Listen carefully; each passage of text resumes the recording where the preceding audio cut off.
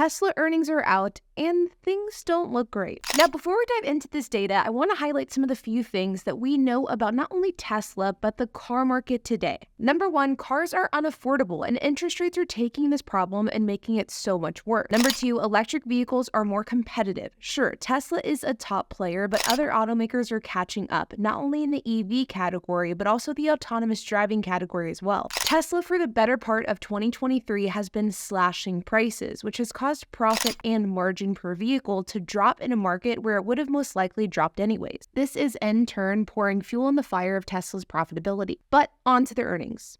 Tesla produced 430,488 vehicles in Q3. Of those, 13,688 were Model S and Model X's, and 416,800 were Model Y and Model 3s. They delivered 435,059 vehicles. This is quite a bit lower than what Tesla produced in Q2, which was 479,700 vehicles, and they delivered 466,140 vehicles that same quarter. Every time I do a Tesla earnings breakdown, I'm pretty taken aback by just how much different the production of a Model 3 and Model Y are compared to the Model S and the Model X. While I understand that the Model 3 and Model Y are a mass-produced, mass-targeted vehicle, while the Model S and the Model X are much less produced and much more expensive, the discrepancy between these four vehicles and their production and delivery numbers I think is quite surprising. Revenue and profit missed estimates. Top-line revenue was at $23.4 billion versus the $24.06 billion that was expected by analysts. And adjusted earnings per share was at 66 cents per share versus the expected 74 cents per share. And adjusted net income was at $2.3 billion,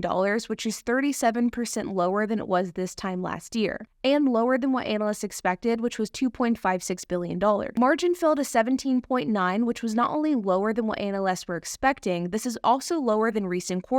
For example, this last quarter, gross margin was at 18.7%, and this time last year, it was at 23.2%. Operating margin is also down from 17.2% this time last year to 7.6% this year. Now, despite these numbers that I've already outlined, the data that Tesla presented isn't all bad. There are some positive highlights. While profit is down, revenue is actually up 9%, which is no doubt due to the price cuts that Tesla has been implementing to stir up demand. Vehicle production is up 18%, and deliveries are up 27%. Production and deliveries have historically been a pretty big pain point for Tesla, so the fact that both of these figures are up so significantly year over year is of course a good thing. And Cybertruck deliveries are expected to begin at the end of 2023, though we still don't know exact trims or exact prices for the Cybertruck, so this is still something that I probably wouldn't hold my breath about. And while the earnings call really has no real surprises, there are a few notable moments that I do think are worth talking about. And first is in relation to the Cybertruck. Elon Musk did state that when it comes to the Cybertruck, it is going to take time to make major strides from a cash flow perspective with the Cybertruck, potentially a couple of years. And this news wasn't very well received.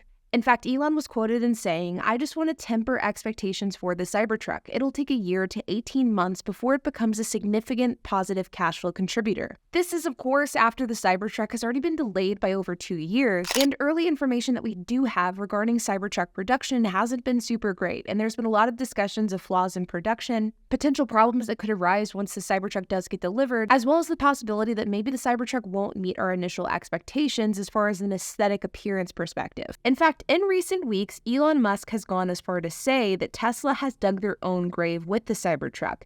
And Tesla recently announced Tesla wraps you can buy right from the factory, which some people are speculating could be an attempted solution to the stainless steel body of the Cybertruck, which is extremely prone to scratching. Additionally, Elon Musk is extremely concerned about the unaffordability of cars in today's car market. You and me both, Elon. And Elon Musk was quoted in saying, "I'm worried about the high interest rate environment we're in. People buying cars are focused on what their monthly payments will be. If interest rates remain high or if they go even higher, it's that much harder for people to buy the car."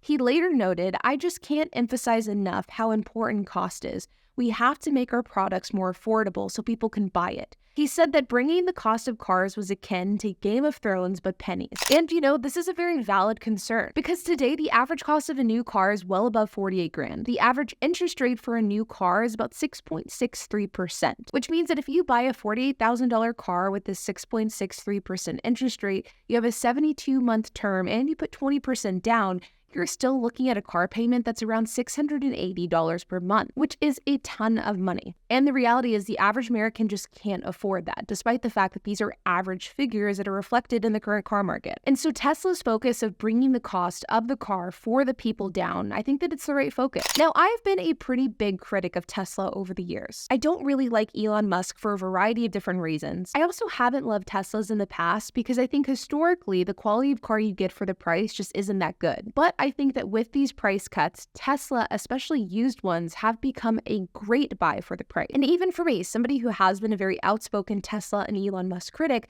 but also someone who's been seriously looking at buying a four-door electric vehicle, specifically a sedan, I've been finding it very difficult to find one that compares to the Model 3 as far as quality, technology, and price. And so I think that though these price cuts for Tesla could be viewed as a double-edged sword, have also been an absolutely great lifeline for the company as a whole. And that lifeline does seem to be working. Because while profit and margin are down, delivery, production, and registrations are all up for Teslas over the board. It's a textbook example of short-term cost and sacrifice for long-term gain and reward. And I think that it is absolutely the right play here. The question is, how long can Tesla continue these price cuts, and can they raise their margin enough to keep these price cuts permanent? And the timeline of whether or not that can happen, and if so, when, I truthfully don't think any of us know the answer. Possibly not even Elon Musk. The other thing that I did appreciate from this earnings call is the discussion of interest rates. Of course, everyone in the automotive industry is talking about interest rates because they're absolutely crazy. 6% for new cars, over 8% for used cars, even more if you're somebody with subprime borrower status. Interest rates are affecting the affordability of cars, but no automaker is talking about catering their prices to this interest rate environment like Tesla is.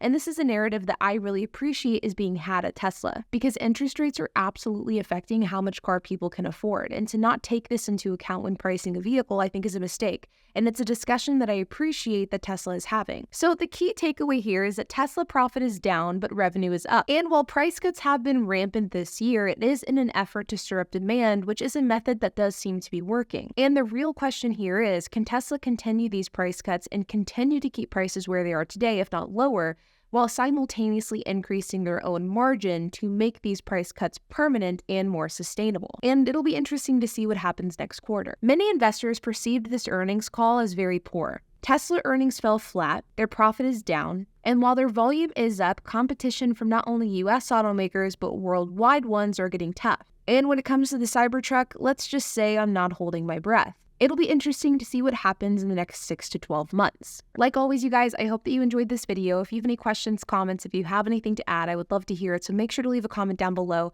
And while you guys are at it, make sure to hit the like button, hit that subscribe button, and hit that notification bell. And I will see you guys in the next video.